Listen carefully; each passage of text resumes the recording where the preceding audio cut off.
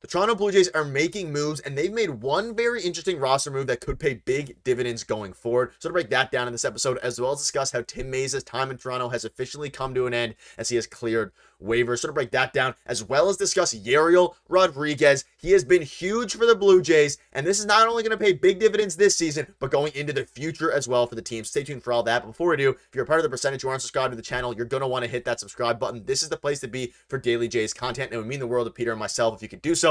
And Peter, speaking of Peter, he'll be back very, very soon. He is currently in Seattle watching the Jays play that series. The Jays just won a very big game against the Mariners 4. Obviously, they've been struggling heavy, but to get a win today on the back of Yariel Rodriguez was very, very important. But let's dive right into the first topic of the day, which is the Jays making moves. And like I mentioned, the Jays did get a big win today, but prior to today's game, they made a few roster moves, and we have a lot to discuss because one move I want to highlight could pay very big dividends for the team going forward. And you can see here roster moves. Justin Turner was reinstated from the opportunity list. Congratulations to him on his child. But Addison Berger was optioned down. And additionally, which we'll get into in a second, Tim Mayza cleared waivers and is now a free agent. But I want to focus on Addison Berger here. He was optioned to AAA, and obviously Berger has been struggling a good bit. Below a 200 average. He's really been struggling over the last several weeks and hasn't been able to really reach that contact skill that he showed in the minor leagues at the major league level. But the interesting thing here is that they're picking to option down Addison Berger instead of Stuart Burroa. Now, Burroa is a guy that's been up and down. We saw him up a week ago or a couple weeks ago when Elvis Martinez was suspended for PEDs. And then they sent him back down. They called him up. They sent him down. But they decided to keep him and his speed and his outfield defense as opposed to Addison Berger, who in theory has a much better hit tool and hit skill than Stuart Burroa. But the interesting thing here is I think that Addison Berger is getting sent down, and we can kind of inference here, kind of just infer that this is probably the case. They want to get him more reps. Now, he's still playing. He played the past few days for the Toronto Blue Jays, getting 3 at-bats, 1 at-bat, 3 at-bats. But the thing is now, he's not able at this point to keep up with major league pitching, at least over the past couple weeks. He had a couple of really good stretches there where he was getting 1 to 2 hits a game for about a week. But since then, he really hasn't been able to sustain it at the major league level, which is why his OPS is in the 400 or 500s and really hasn't been good at all this season. And that's the problem. And I think this could pay big dividends, though, going forward, because obviously the Jays are kind of transitioning into a youth movement here. You're calling up guys like Spencer Horwitz and Addison Berger. They ultimately called up Elvis Martinez, but he got suspended. By getting Addison Berger back down into AAA, he can refine his craft a little bit, and they know that Berger is most likely either going to be a big piece of the Toronto Blue Jays' future or a big trade piece going forward. And by keeping him up with the major leagues, he is only lowering his trade value, and that becomes a problem when you're either trying to trade him or use him on the team. And not only is it lowering his trade value, he's also not gaining much by being here and struggling this much. He was struggling mightily, and we've seen tons of prospects in the past come up, struggle, get sent back down, and then come back up and do better. And if you think about his first run with the Toronto Blue Jays this season, where he went 0 for 17 and got like 1 hit and 20 at-bats, then they sent him down. He came back up and he did a lot better, but now as major league pitchers start to adjust to him, he's going to have to adjust back, and the minor leagues is a place where he can hopefully get some of his confidence back, get some of his footing under him, because he is ultimately going to be a big part of this team going forward, and I think that he is going to be crucial when it comes to the Toronto Blue Jays' future. So very interesting that it chose to option him down instead of Stuart Burroa, who really hasn't started one game for the Toronto Blue Jays so far this season. Again, it's Leo Jimenez. He's also a guy who got called up who could have got sent down.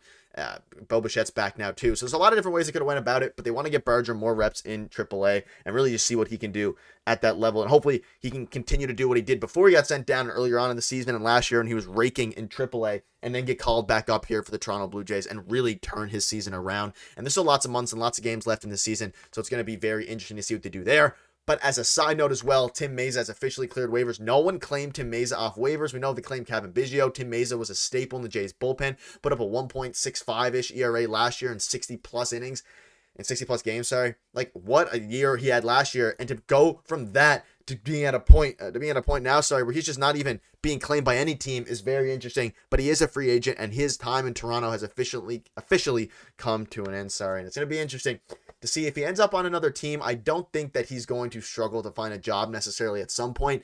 His season this year, 6+ ERA, was really disastrous, and it kind of lends credence to the fact that he hasn't been a good reliever this year, and teams are really looking for good lefties. So I think if Tim Mayza can turn it around, he'll be very good on that front. You can see here, the Blue Jays option Berger down, and Tim Mayza is now a free agent. So very, very interesting. Let us know in the comment section down below what your thoughts are on these moves. Do you think that it was the right call to option down Addison Berger, or would you have rather seen him kind of develop at the major leagues, even though he has been struggling mightily this season? Let us know in the comments down below. Now let's move on to This Is Big, and this is exciting to talk about here today. As Yariel Rodriguez, what a dominant outing for him. We saw the last game he started, he was on track. He had a no-hitter through 5 or 6, and then this game he had a no-hitter through, I think, 4 2/3 or 5 innings. I think 4 2/3. And wow, what a game for the Blue Jays, but specifically Yariel, who went 6 innings, 1 hit, 6 Ks, 2 walks. And ever since coming back from his injury, he had that one blip where his first outing back, he gave up a bunch of runs and 1 in the 3rd inning or whatever it was.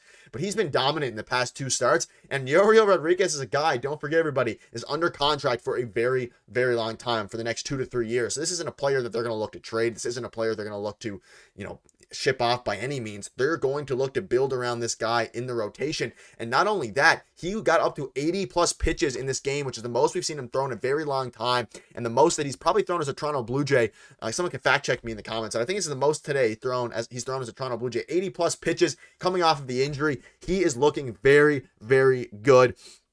And if he can do that, then obviously this season it's probably going to be a wash when it comes to making the playoffs.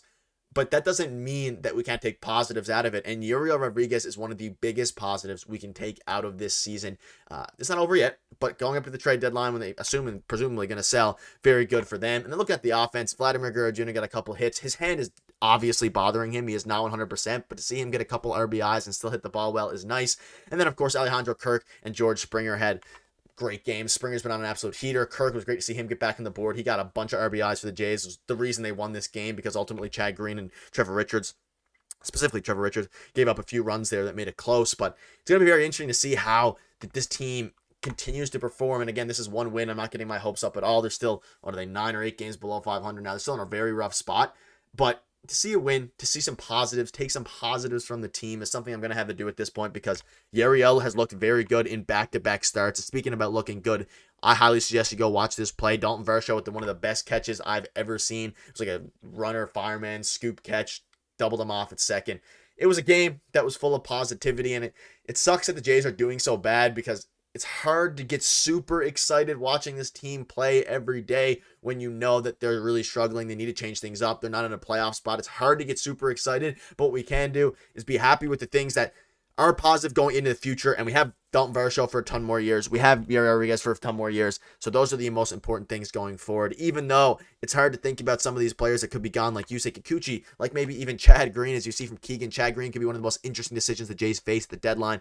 Assuming they try to pivot again for one more run, there's a case to keep him, but it'll be a very attractive name to a lot of contenders. There will be interest, which we'll dive into in a future video. But I don't know. There's going to be a lot of different interest and a lot of different trade proposals going around regarding Chad Green, regarding Yusei Kikuchi. We heard Buck and Dan speak about it in the video today, or on the live broadcast today, that there's so many players, specifically Yusei Kikuchi, that's going to generate interest. It's going to be interesting to see what the Jays do, and ultimately it's going to be very, very curious to see what their moves end up being. But that'll wrap it up. Let us know in the comment section down below what your thoughts are on all this. Thank you guys for watching. We'll see you soon.